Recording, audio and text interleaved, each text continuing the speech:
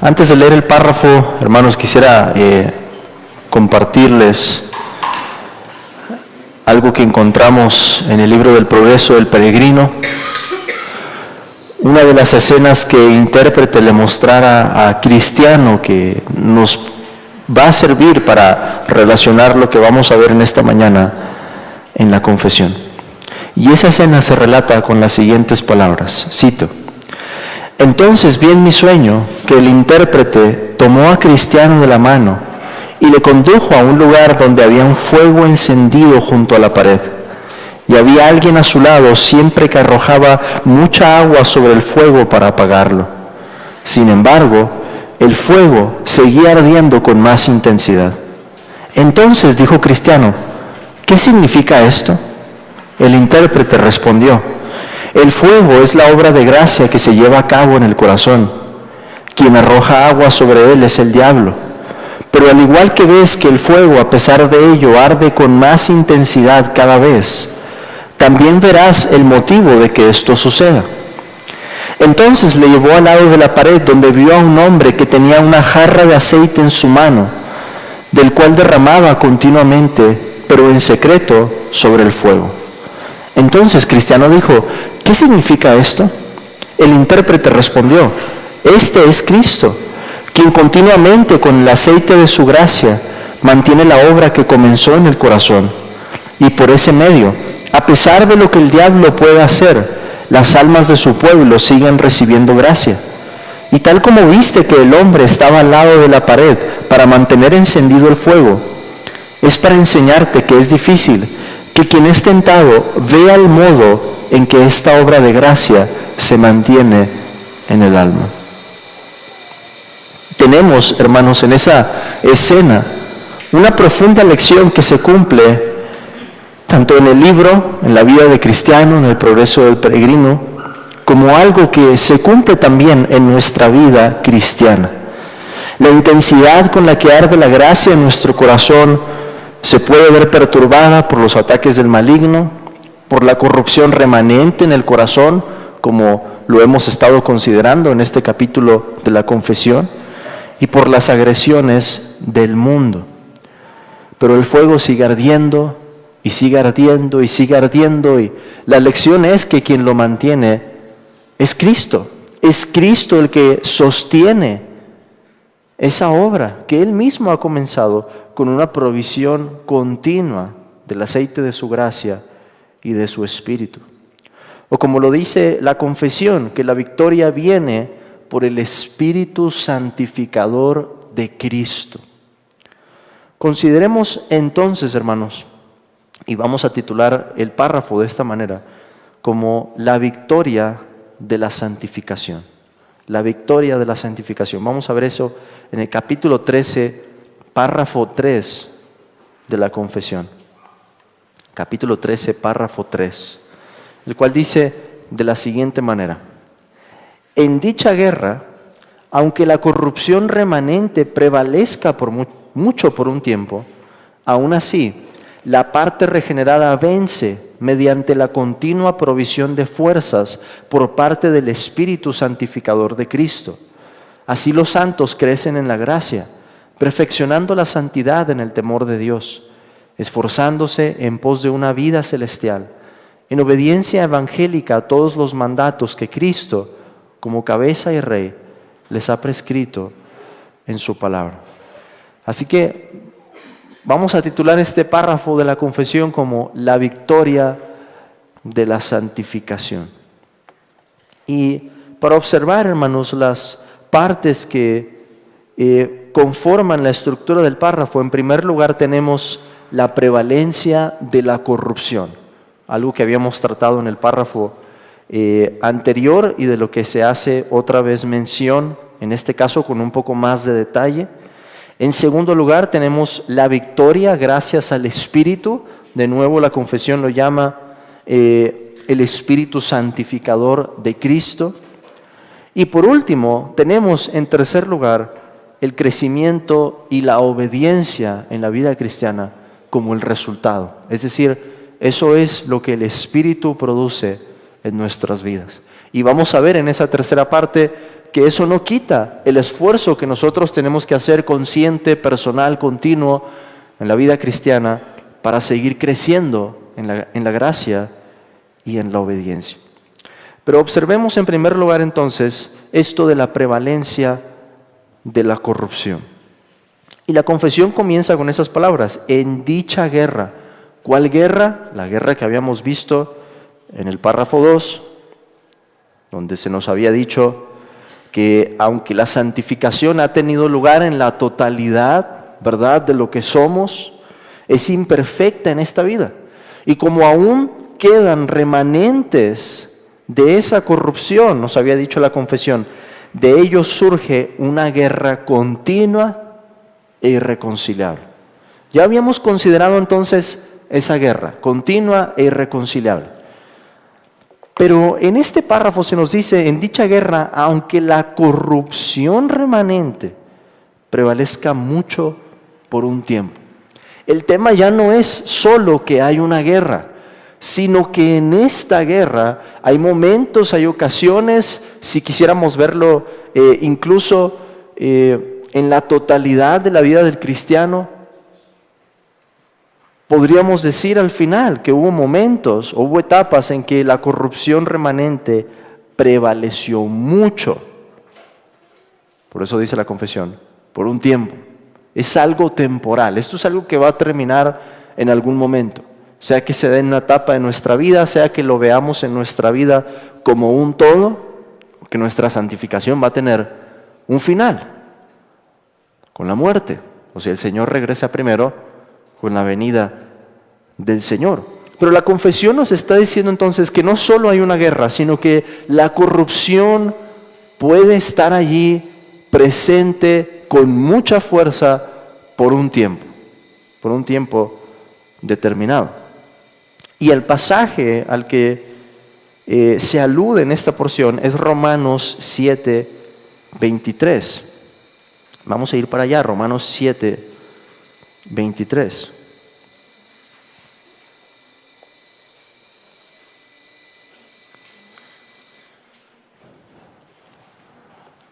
El apóstol Pablo nos dice aquí, Romanos 7, 23. Pero veo otra ley en mis miembros, que se rebela contra la ley de mi mente y que me lleva cautivo a la ley del pecado que está en mis miembros. Esta es la manera en la que Pablo concluye esa dramatización que hay en Romanos 7, esa guerra con el pecado, hablándonos acerca de esa corrupción, o como él lo llama, veo otra ley en mis miembros. Y es esa ley o ese principio, va a decir Pablo, que lo lleva cautivo a la ley del pecado. En otras palabras, hermanos, este es el punto. Esa corrupción remanente que queda en cada parte del hombre, como habíamos visto en el párrafo número 2 de la confesión, provoca esa guerra. Y el lenguaje que utiliza Pablo acerca de los miembros es el que había utilizado en Romanos capítulo 6, versículos 12 y 13. Vean sobre todo el versículo 13. Ni tampoco presentéis vuestros miembros al pecado como instrumentos de iniquidad, sino presentaos vosotros mismos a Dios como vivos de entre los muertos, y vuestros miembros a Dios como instrumentos de justicia. Como hemos muerto al pecado, esa realidad de que hemos muerto en unión con Cristo es lo que posibilita y tiene como resultado que utilicemos nuestros miembros, lo que somos, para servir a la justicia. Pero hay otra ley en mis miembros, dice Pablo. ¿Qué es eso, hermanos? Es la corrupción remanente. Hemos sido santificados en la totalidad de lo que somos. Hemos sido santificados en todos nuestros miembros, utilizando el lenguaje de Pablo, pero todavía hay una corrupción remanente en esos mismos miembros. Por eso Pablo habla de esa otra ley en mis miembros, que se opone a ese principio que Pablo tiene en su entendimiento, o a la ley de su mente, como lo menciona el apóstol.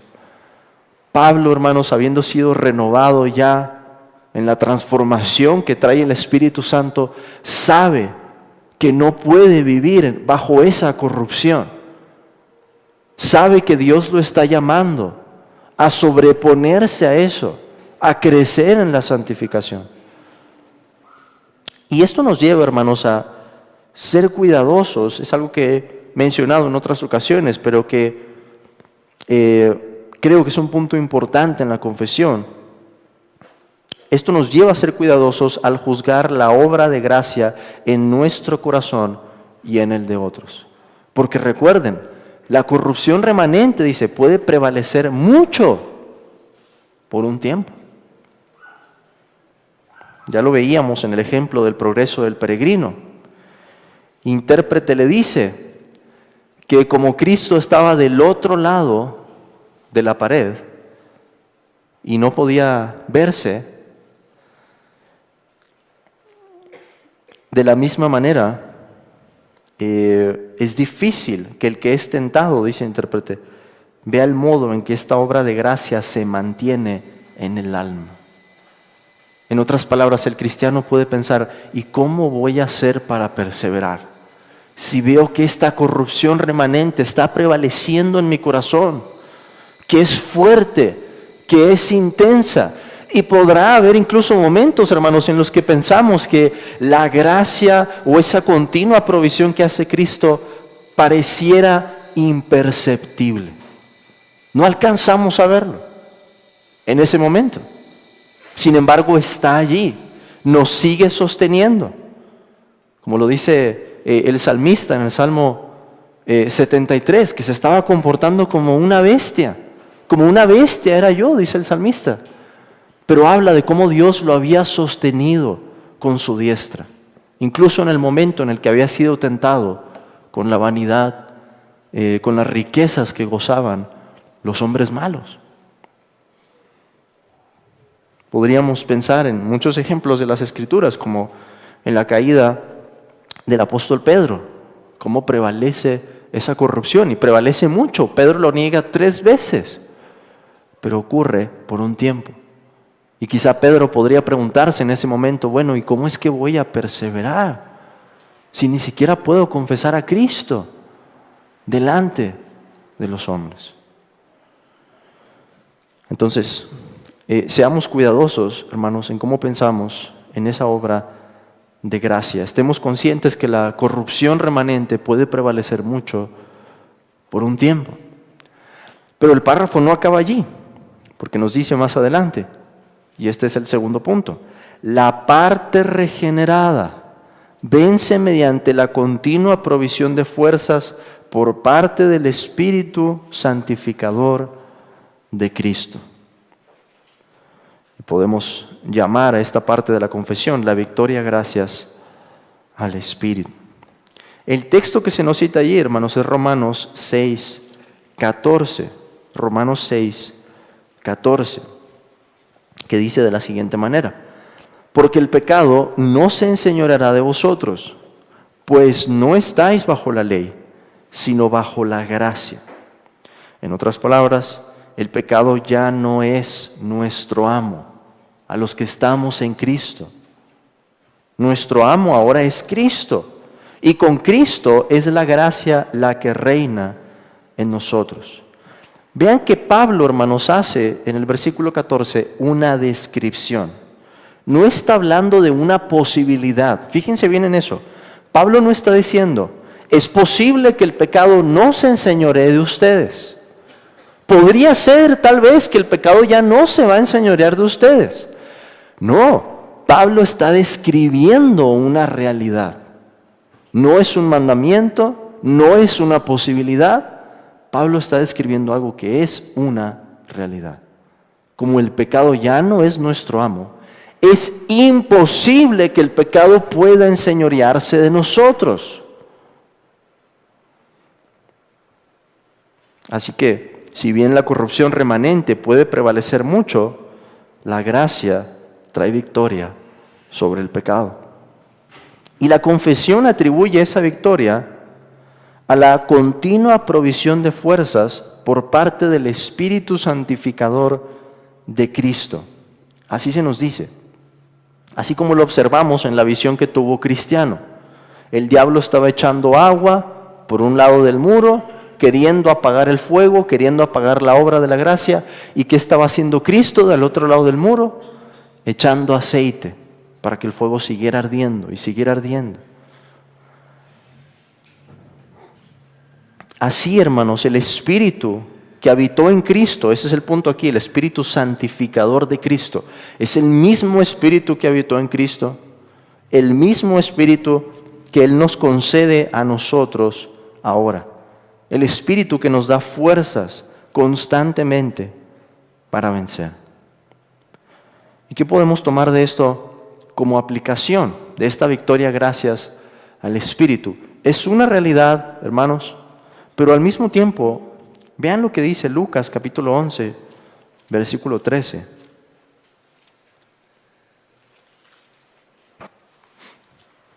Lucas capítulo 11, versículo 13.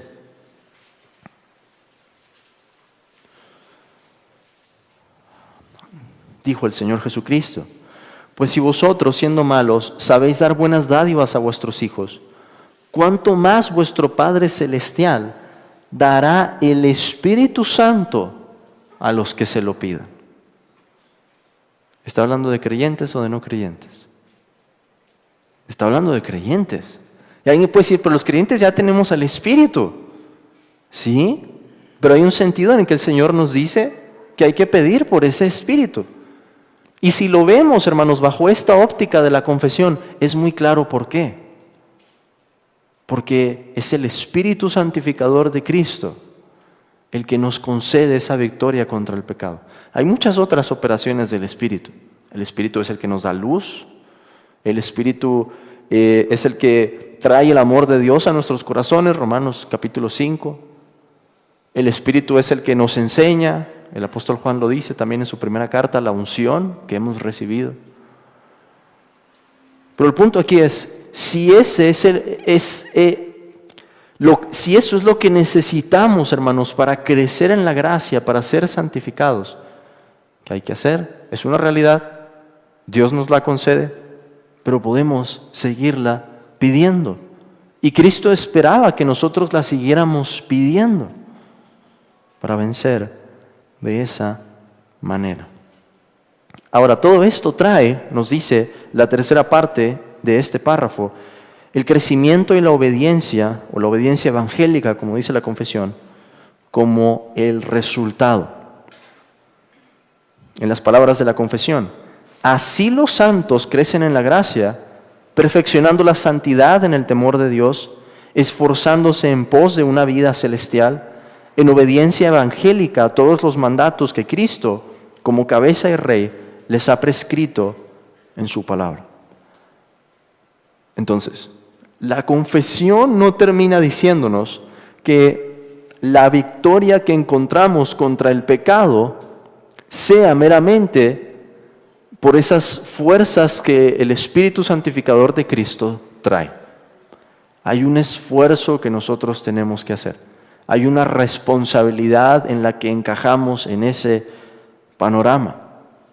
O como lo dice James Renihan en su comentario de la confesión, él dice, el Espíritu provee la fuerza santificadora a los creyentes, al mismo tiempo que ellos deben esforzarse en pos de una vida de obediencia evangélica.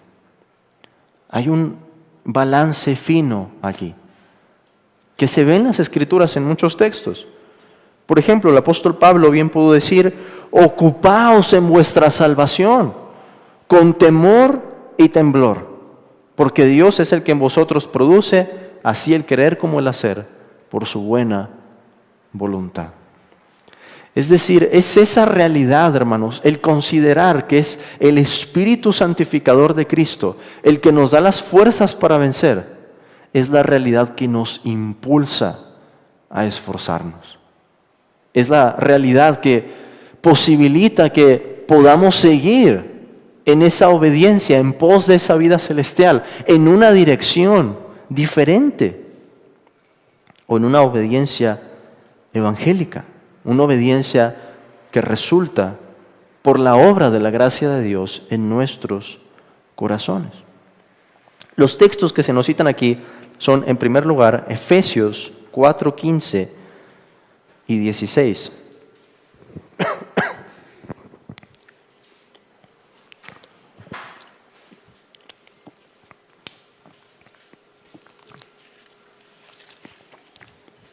Efesios 4:15 y 16.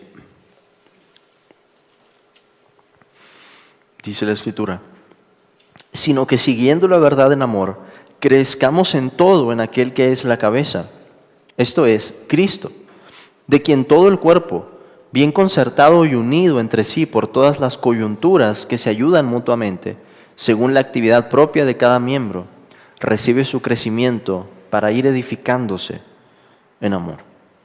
Esta porción nos presenta una analogía entre la iglesia como un todo y un cuerpo. Pablo llama a la iglesia el cuerpo, ¿cómo lo llama?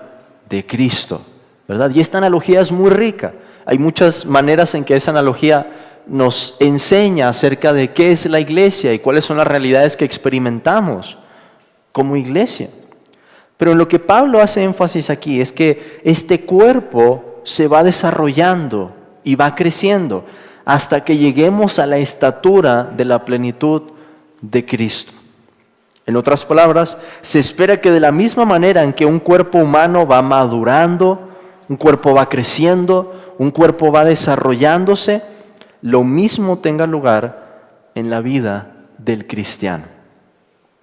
Ahora, otra vez, esto no es un mandamiento, esta es una descripción de lo que está pasando en la iglesia.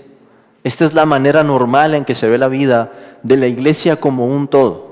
De la iglesia local en un sentido, de nuestras vidas en un sentido más particular, pero de la iglesia de Cristo, la iglesia universal, la iglesia como un todo. Ahora, la confesión también cita, segundo a los Corintios 3:18.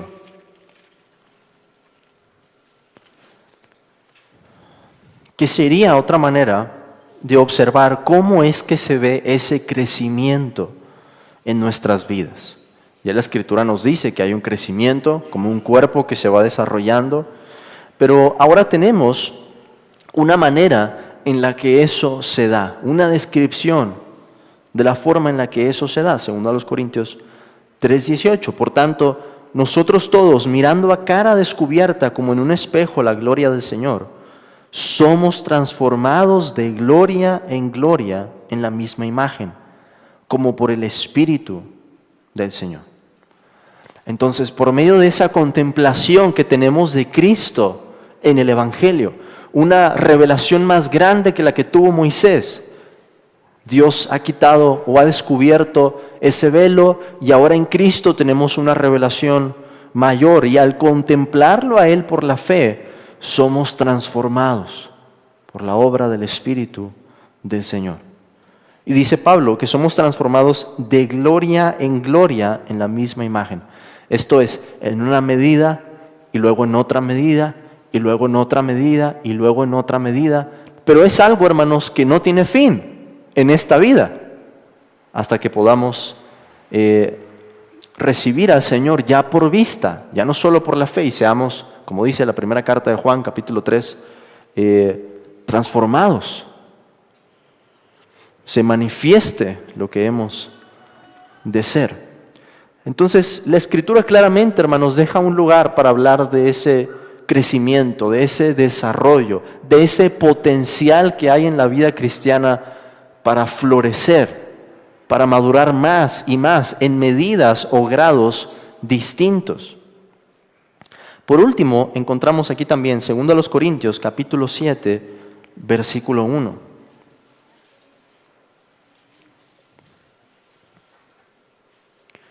El apóstol Pablo nos dice: así que, amados, puesto que tenemos tales promesas, limpiémonos de toda contaminación de carne y de espíritu, perfeccionando la santidad en el temor de Dios.